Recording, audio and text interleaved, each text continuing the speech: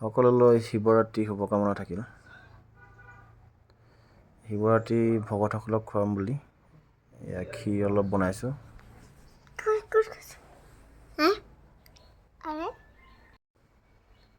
ক্ষীৰ বনাই হ'লে আমি এতিয়া ক্ষীৰ মন্দিৰলৈ লৈ যাম। কেনেকুৱা হৈছে গাইছ? আমাৰ ৰান্ধনি আমি ঠেলাতে মন্দিৰটোৰ ওচৰতে যে সেইখিনি আমি ঠেলাতে ক্ষীৰ লৈ গৈছোঁ।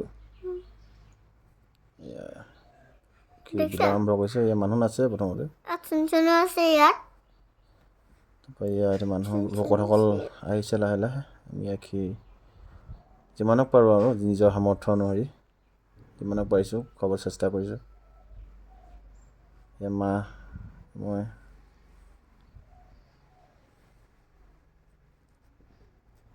জয় শিৱ শংকৰ, জয় ভোলেনাথ, জয় শিৱ শংকৰ।